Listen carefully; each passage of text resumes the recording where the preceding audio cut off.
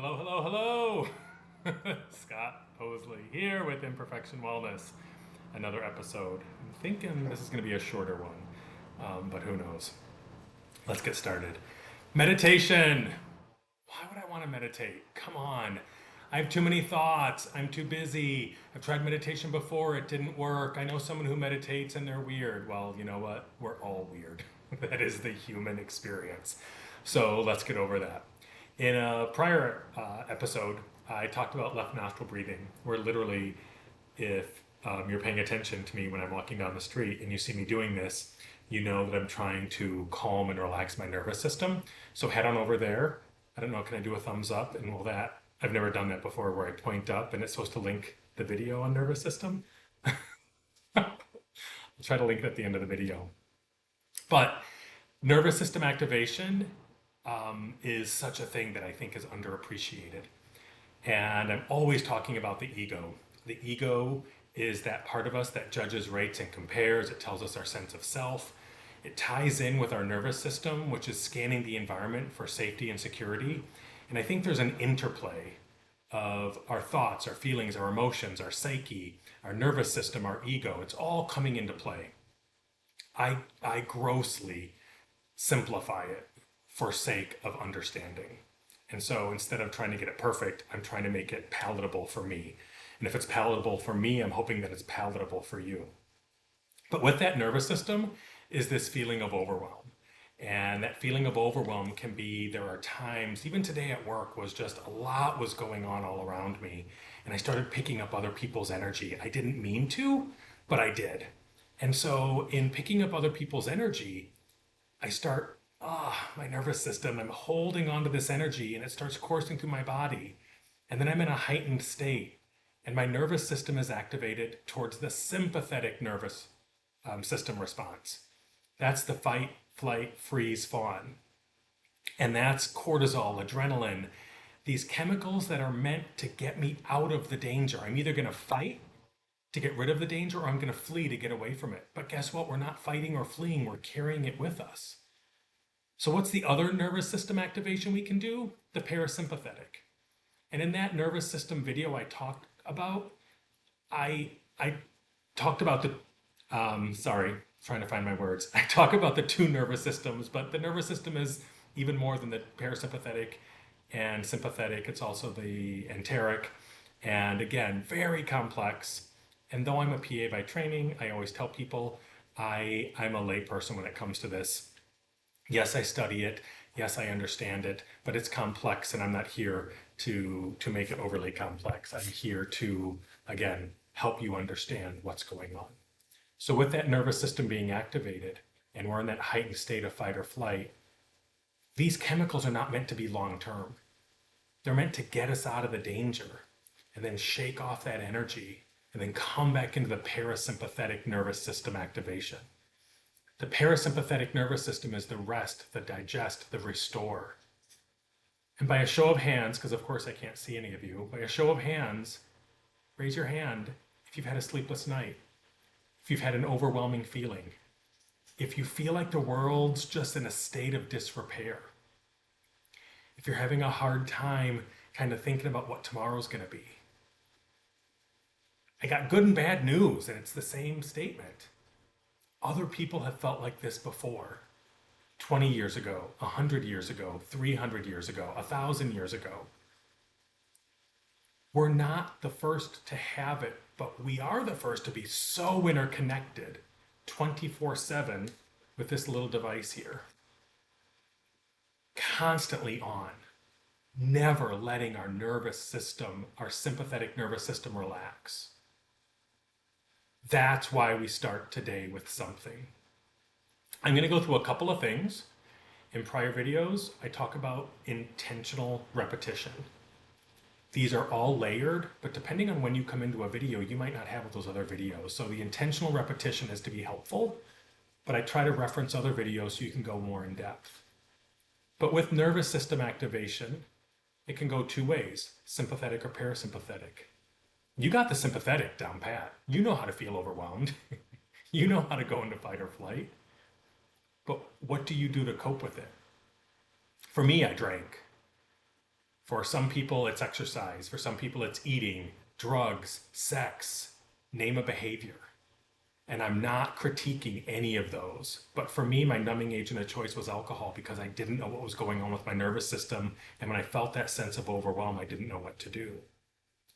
So if you can tolerate it and if you're healthy and you can do a cold plunge is wonderful because it shocks us out of that sympathetic amygdala hijack overwhelm.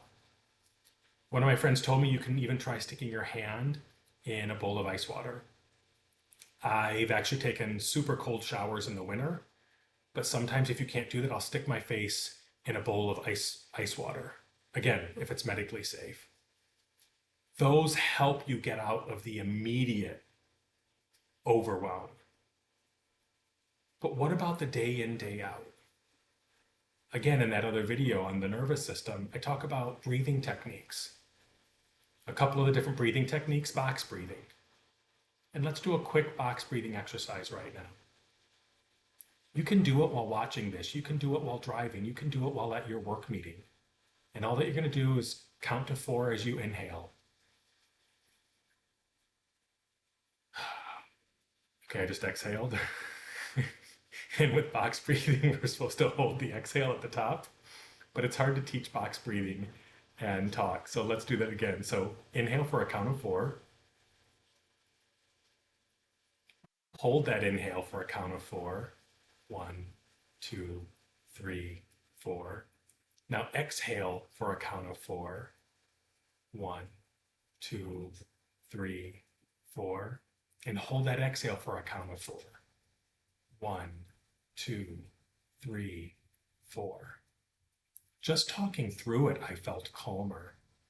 Now imagine if you continue doing simple box breathing for the next minute as I'm talking. Let's hold here for a moment.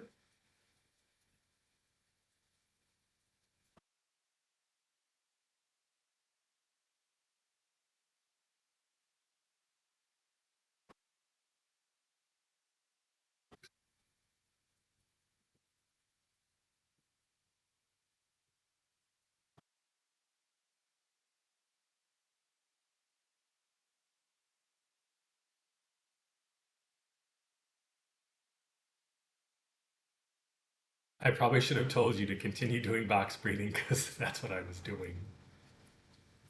So that's one technique that can help. I love box breathing, but it's not everything for me, but it's one of the many things in my toolbox in my arsenal. The other one I talk about is left nostril breathing. I teach Vedic meditation. It is a cousin to transcendental meditation. It is a meditation technique where you are given a Sanskrit sound vibration. It's not even a word. And that sound vibration helps you to transcend or go beyond your thoughts. And one of the things that we do to kind of prep for it is something called alternate nostril breathing. And we take our middle fingers and our thumb and we do alternate nostril breathing. But another thing you can do is left nostril breathing. And I just want people to know, if you've watched the nervous system video, this video is going to be different, so continue watching because we are going to get into a meditation technique in a moment. But I'm giving you a warm-up of different things you can do. So talked about box breathing, left nostril breathing.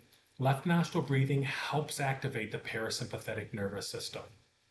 And when I've done this with many people, after a minute, most people are yawning or have a big deep breath. And that's the activation of the parasympathetic nervous system. Some people need to stretch. One time out of the blue, my arm shot out from the side of me. I had this energy release. Another time I sat up, kind of jerked up, and that's that energy release. And so generally we just want to be mindful of that. That's the stored energy being released. It is in our body. Have you ever laid down at night and the second your head hits the pillow, you're exhausted, you're wired and you wake back up? That's your nervous system activating. I do left nostril breathing all the time. On the sidewalk when I'm walking to work, on a subway going through this subway system of New York City. I've done it in my office. It's hard to do on a meeting unless you're on a Zoom and you're not on camera. I do it before bed if I have a racing mind. And all that we're going to do is take our right thumb, place it on our right nostril, and do some slow, deep breaths in and out of your left nostril. Continue doing it as I'm talking.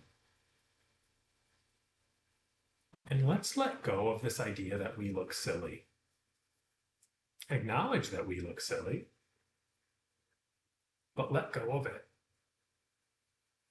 Who cares what someone else thinks when you're taking care of yourself?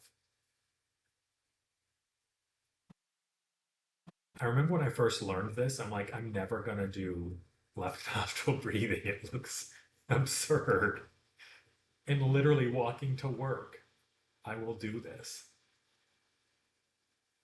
I'm going to pause here for a second and continue doing just a slow breath in and out. If you're stuffy or congested, it won't work. So try it later once your sinuses are clear. But if you're able to, we'll do it right now. If you feel like it, take a soft gaze to a corner of the room or close your eyes if you feel safe to do so.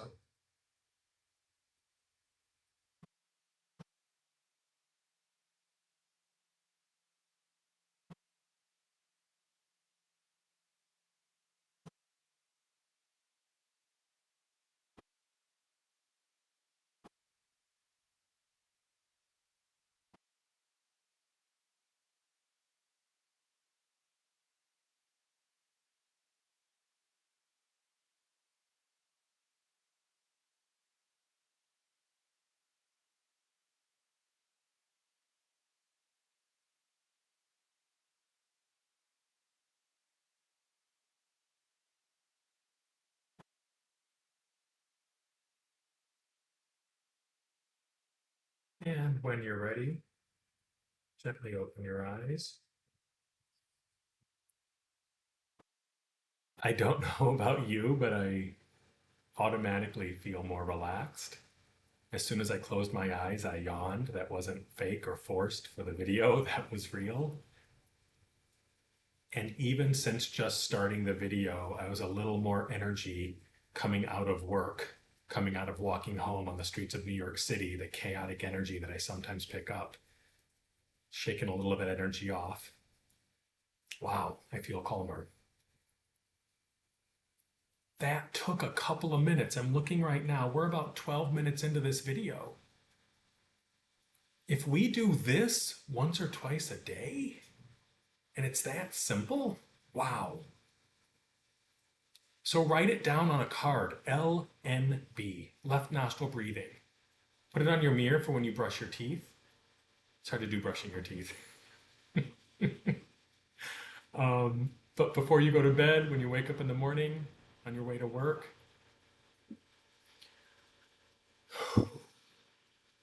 I sigh a lot, and when I sigh, that's my energy shifting out of sympathetic into parasympathetic. I feel it.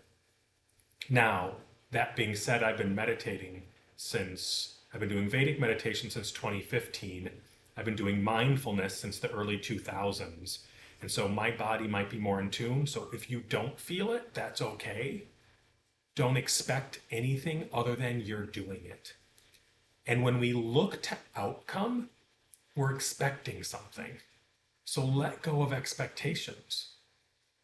The only intention you need to set is that I'm going to try something different, and then you're going to perform next right action. Which, by the way, is part of Possley's paradigm, which I've talked about in other videos. So set an intention, I'm going to try something different. I'm going to perform next right action, and that's going to be box breathing. Or maybe it's going to be left nostril breathing.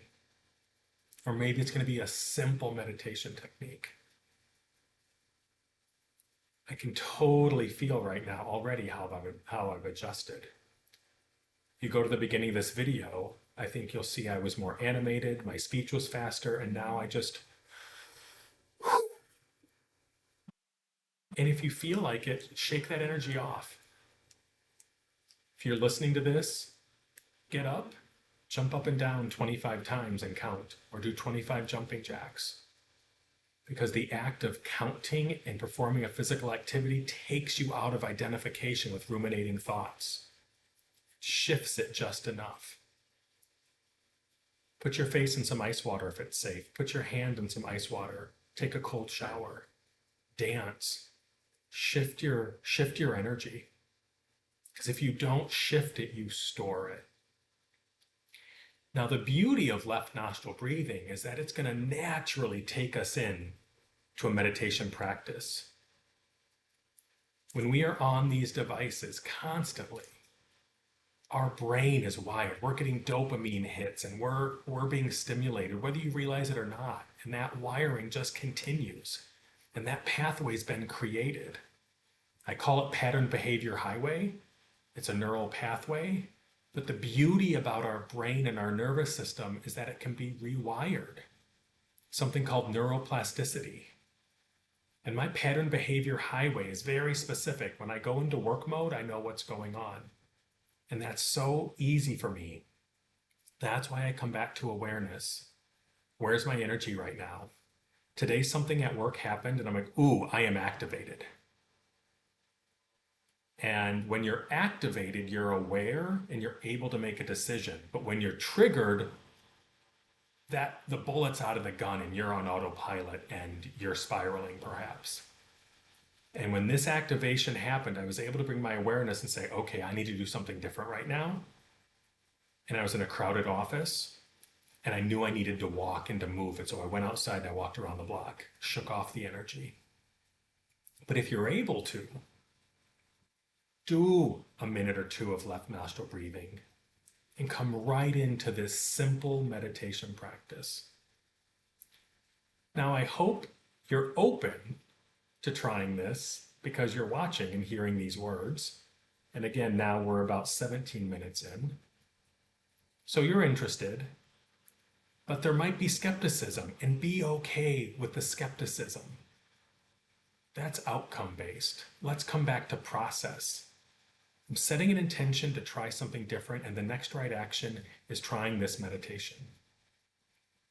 I talked to you that Vedic meditation is a Sanskrit vibration. It's not even a word. And these mantras are protected. They're not given out.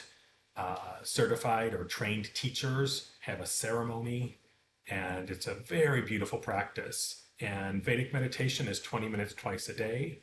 If you're interested in learning, go to my website. I have Q&A. I have a free session where you can ask questions, and we go into, it's usually less than an hour, but you book it. We talk about it. It's called an intro talk. And some people, many people say to me, Scott, I can't go from nothing to 20 minutes twice a day. And I say, then try this. The beauty of these meditation practices is that no one owns them. They are shared freely. And one of my favorites is left nostril breathing. And another one I love teaching people is a universal mantra meditation.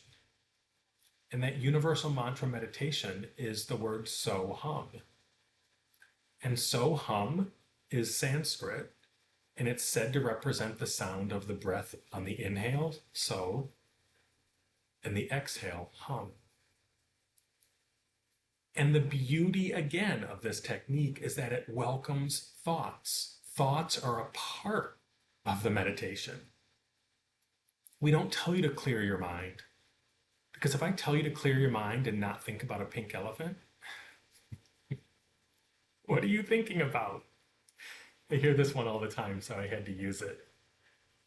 Stop thinking about a pink elephant. Stop thinking about a pink elephant on a trampoline. Stop it. Don't think about a pink elephant on a trampoline.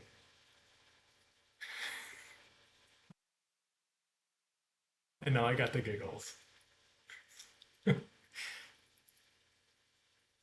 I don't believe humans are meant to clear their minds. Depending on what literature you look at, studies show that humans have anywhere from 6,000 to 60,000 to 100,000 thoughts a day. There's old literature and new literature, but let's just say thousands of thoughts every day. There's also research that says 90% of those thoughts are the same as they were yesterday and the day before and the day before. They sit in our brain and they spiral. Yes, I do think I can choose positive over negative. Yes, I do think there's a lot of wonderful guided imagery, some of which I do, guided imagery meditations that can gear you towards positive. Absolutely. But sometimes people have said to me, why don't you just choose to be happy? Because the ruminating thoughts in my mind, when I get identified and attached to them, aren't positive. And so I try these various techniques to try to center myself. Now, the one thing about Vedic meditation is that these Sanskrit sound vibrations that we call mantras are never spoken.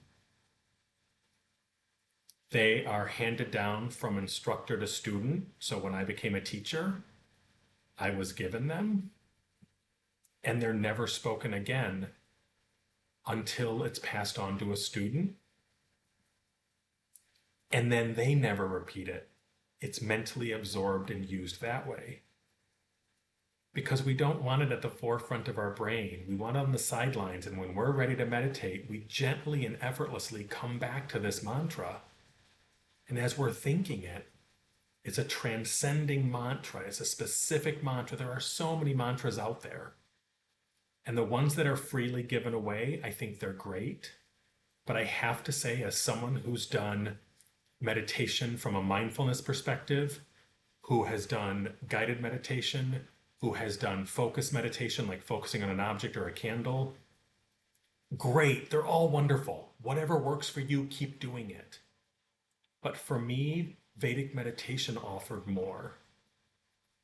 And the first time I meditated with this technique, I was able to transcend and go beyond. And I opened my eyes and I didn't realize that 20 minutes had passed. Or 15 minutes. I think your first session is a little shorter. It's been a while. But many, many minutes had gone by. And I meditated this morning and I didn't think I transcended. And I opened my eyes thinking I'd only meditated for 5 minutes, and 18 minutes had gone by. It's an amazing technique. It's built into my day. I wake up 30 minutes earlier than I need to in order to make sure I get this 20-minute technique in at the beginning of my day, because it's equal to an hour and a half to 2 hours of sleep, and it starts me on a positive. Again, some people say that's too advanced. But those mantras are amazing because they're never spoken. It's not in our brain. It's not a part of our neural pathway in the same way as a spoken word. So what's a great alternative? A universal mantra. And the technique is very similar. The experience is generally not the same. And again, I've been on both sides of the equation. I've also talked with people who've used a universal mantra and then gotten Vedic mantra, and the experience is drastically different. I don't like to use the word better because those are qualifiers.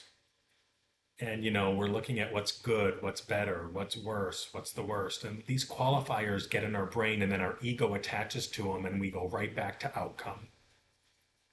Oh, Scott's better because he learns Vedic meditation. He's a Vedic meditation teacher. He does real meditation. There's no such thing. Whatever style of meditation works for you, do it. But the reason I want to explain this universal mantra meditation is because of its simplicity, and it welcomes thoughts. So think of it as the trial version, and Vedic meditation being the full license purchased version. There is a fee associated with Vedic meditation because of the time it takes me to teach. It's taught over an hour and a half, give or take, each day for 4 days, because we want you to come out as an expert meditator, ready to go, autonomous, but you can also join others in group meditations that are out there. And so I guess you could say it is meditation on steroids, but I don't want you to use the word better. It's just a different experience when you're ready for it. But let's come back to So Hum. Universal mantra represents the sound vibration of the breath. And the beauty again of this is its simplicity. So while the techniques are the same, the mantras are different. And what I just did was I sat up in my chair because when we meditate in this tradition, we want to make sure our back is supported, our head is free, and we feel safe. If you have those three things with this style of meditation, you're good to go. I have been at loud music festivals. I have been on subways and commuter trains. I have been in the back seat of a car. I have been anywhere you can imagine. As long as I can support my back, my head is free, and I feel safe, I'm able to meditate. Because it is a eyes closed meditation. And when we do, we're going to have thought, thought, thought, thought, thought. And when we realize we're having thoughts, we gently and effortlessly come back to our universal mantra, so hum. Close my eyes, I think the mantra. Oh my gosh, did I leave the chicken out? Do I have to do that thing for work tomorrow? I forgot about this. Oh wait, I'm meditating. I'm having a lot of thoughts. Is that okay? Yes, Scott said it's okay. I can have thoughts. I can have thoughts. Wait, what's that word? Oh, gently and effortlessly, we think to ourselves, so hum.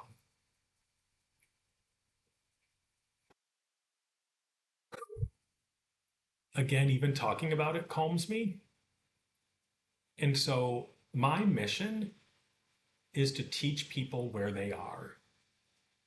And for less than 1% of you, maybe 2% of you, it'll resonate that you want more, that you want full training, one of these Sanskrit mantras, and not the universal mantra. And again, go to imperfectionwellness.com if that's you. But if it's not you, that's okay.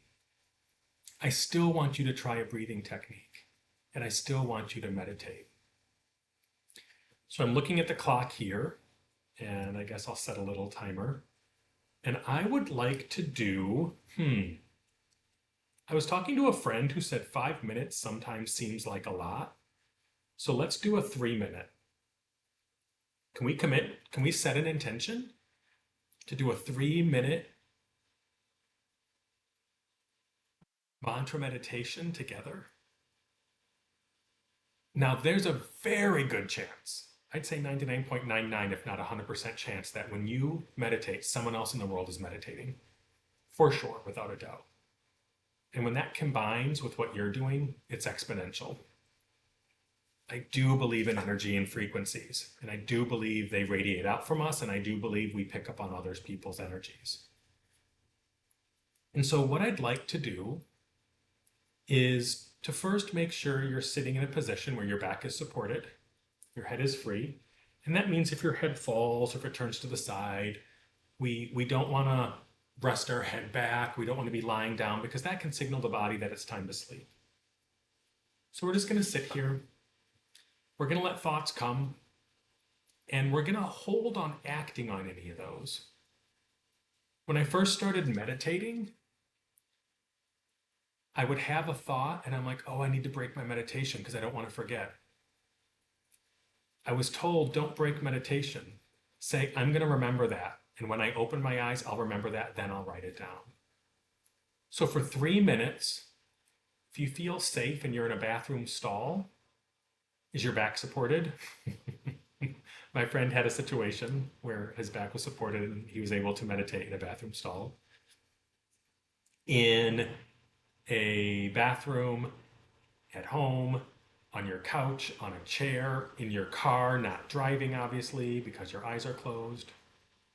Wherever you can find a space to feel safe, I want you to close your eyes right now.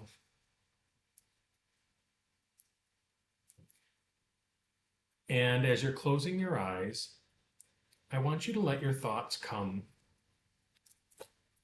Whatever your thoughts are, let them be. And then gently and effortlessly think to yourself, so hum, so hum. And you're going to do this for a couple minutes. For some of you, it might feel like a long 3 minutes. For others, it won't feel like any time elapsed at all. And when you forget the mantra, which you will, and have a bunch of thoughts, gently come back to it. Don't think it harshly. Don't force yourself to repeat it. Just gently let go. And as you breathe in and out, keep your breath separate from the mantra. Breathe how you want to breathe. And if you happen to think the mantra and it aligns with your breathing, that's fine, but that's not the goal. I'll stop talking now, and I'll tell you when we're finished.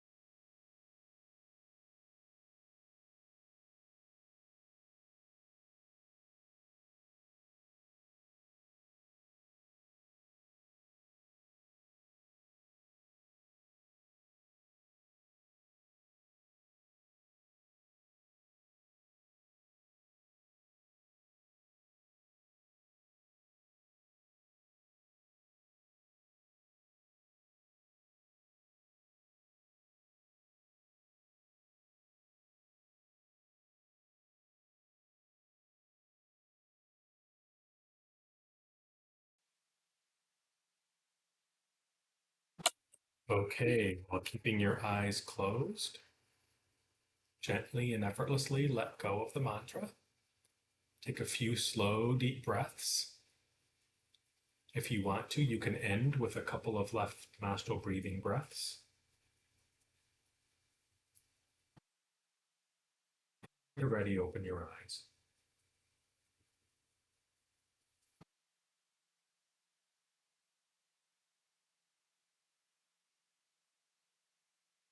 That's meditation.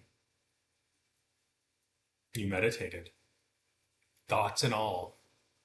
How many had thoughts? I want you to go to the comments and tell me, I had thoughts, Scott. If you didn't, that's amazing. If you fell asleep, say I started nodding off and my head fell. My head falls when I meditate. You might have noticed I yawned a couple times. Even talking about it, I get that yawn. I never knew for many years why I was yawning so much when I meditated, and that's how I released my energy. I told you one time, not one time, more than one time, my arms would flail. Not a lot, but energy shifts. Our nervous system is phenomenal at storing energy. And it's kind of a fact. I'm trying to think out loud if I can do a session, not a session, a video on it. But I want you to realize the nervous system holds the truth. And when we engage the parasympathetic nervous system, we go eventually over time beyond our thoughts.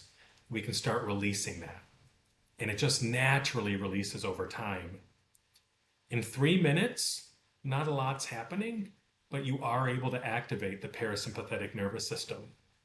So what I recommend with this free universal technique is that you start with left nostril breathing for 1 to 2 minutes, then do 3 to 5 minutes of the so hum, let go of it, let go of the mantra after the 3 to 5 minutes, do a couple breaths, open your eyes, And that's a success. Build on that. I have a resource guide on my website, imperfectionwellness.com. Go to free resources, and I believe it's called the Wellness Starter Kit. But if you sign up, you get a free, I think it's five, five different resources I put together, kind of jumpstart your wellness journey. And in one of those documents, I have a meditation tracker. Track this habit and try to see if you can hit 4 days in a row. You miss a day, then try to get 5 days in a row the next time. Do a stretch goal. You miss it, start over. We are given one gift every day, and that's when we wake up, we get a chance to start over. In my 10 years of Vedic meditation, I have missed a handful of times, but I have missed a day of meditation. Since I started teacher training, I have not missed a day of meditation. It's so important to me, and I got to tell you, there are days where I don't feel like it's done anything for me.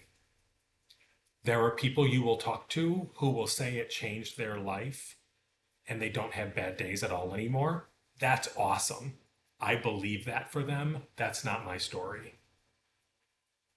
I never thought of someone who had trauma per se, but realizing in hindsight, growing up gay and closeted for 20 years of my life, I had a lot of unresolved emotional experiences.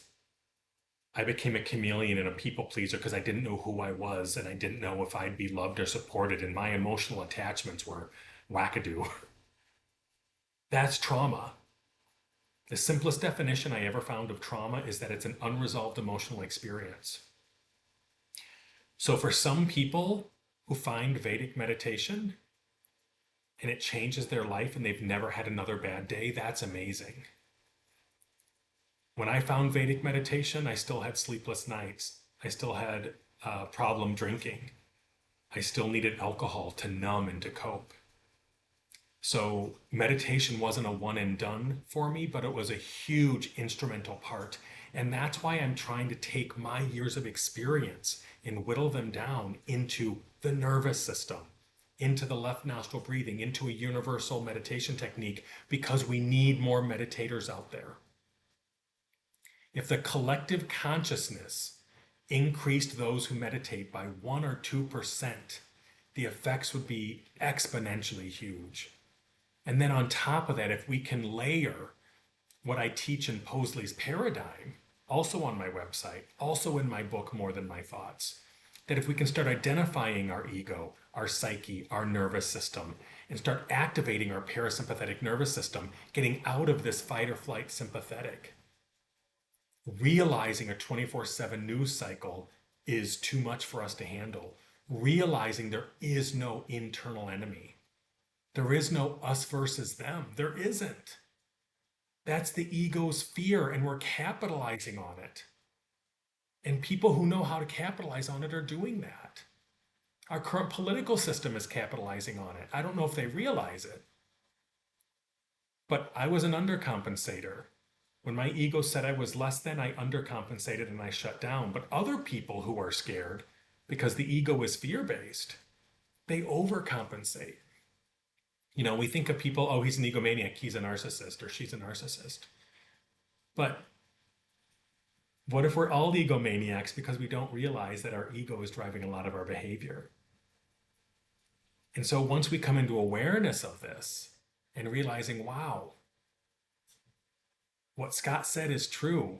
What were they worried about hundreds of years ago with the plague, with other influenza pandemics, with other dictators, with other wars, with other governmental overthrows? There's never been a significantly lengthy period of time in recorded history where there wasn't some conflict.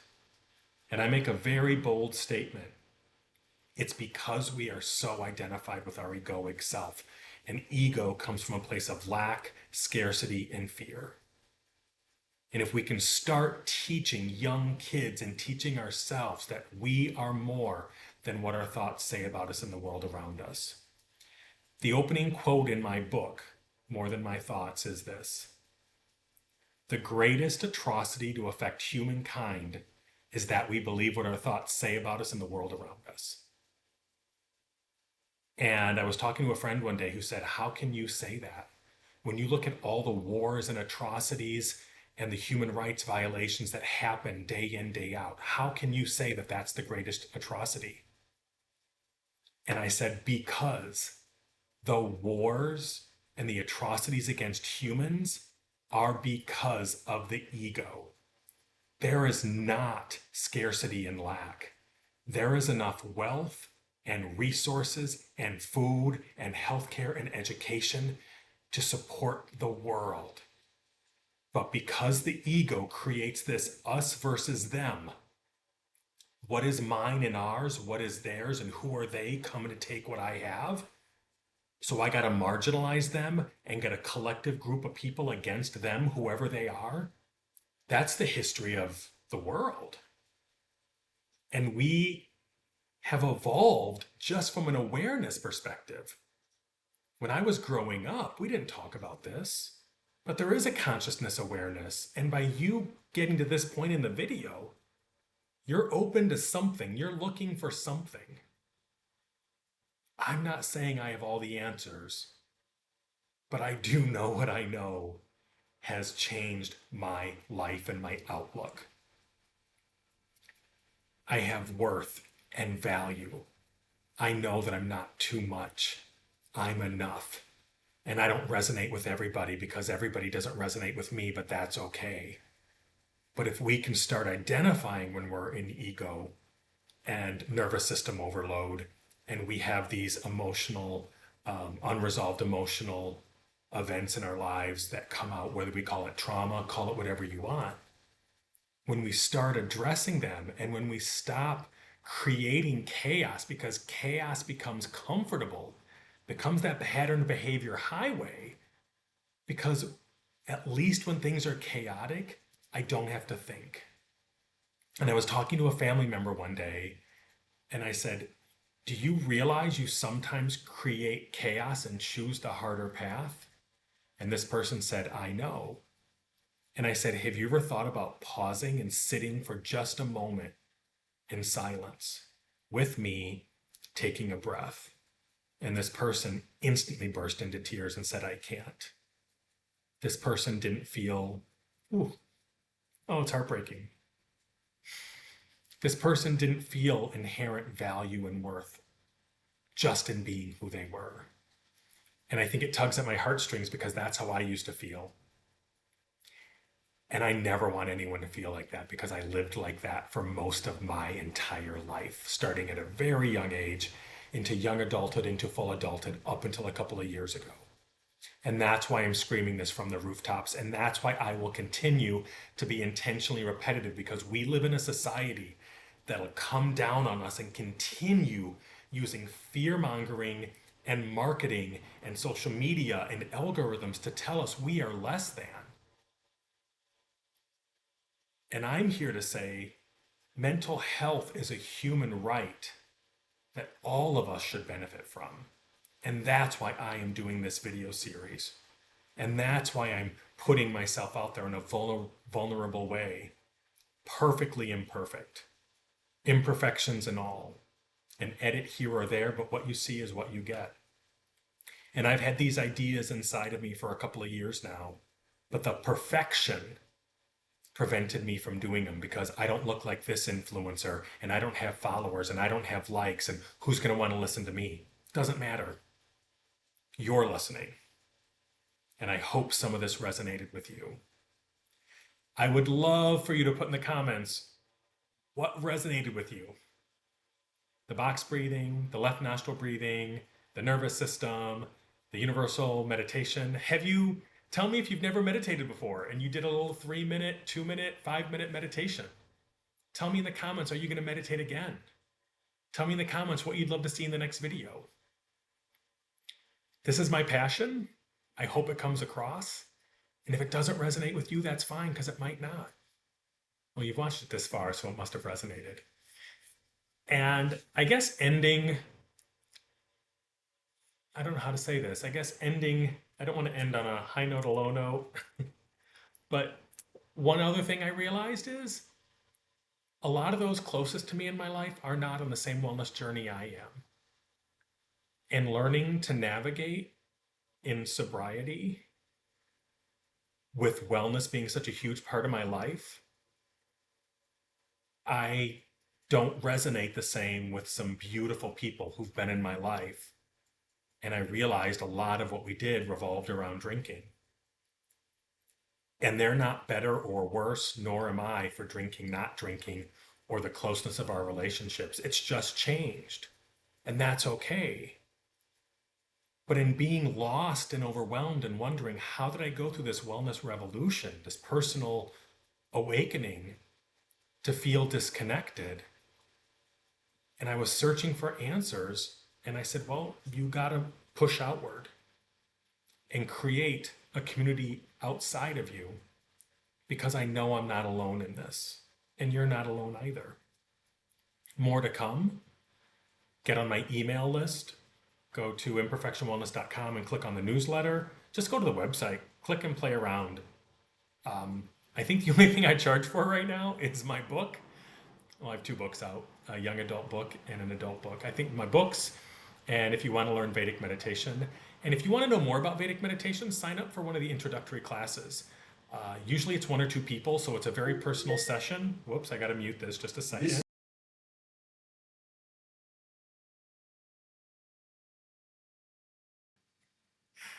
I might have to do an edit because I just got a little reminder from my, I call my Alexa Ziggy. Hey Ziggy, see the little blue light. But go to the website and check it out. I'm really trying to make sure, oh, that's what I was talking about, the Vedic meditation. So yeah, if you're interested, click on an intro class. And a friend of mine told me, he's like, you know what? I don't like virtual. I don't like in person. He didn't say nervous system. I said it, but he just felt, he's like, I'm not at that place. If you want to have one of the intro talks and you don't want to be on camera, that's absolutely fine. You can even use the chat. I was on one introductory talk. The person never came off camera and only communicated in the chat because that's where they were. We meet people where they are, and you take from this what works for you. So you can see my ring light. I usually don't wear glasses. Got my readers on. Uh, so this is authentic me. Had a rough day at work. Came home. I'm running out to dinner. I felt inspired to make a video. What you see is what you get. Thank you for watching. Like, follow, subscribe. I am trying to build an online community, and so glad that you watched it this far. Always grateful, and as always, wishing you the best on your wellness journey. Have a great day, evening, night, all the above.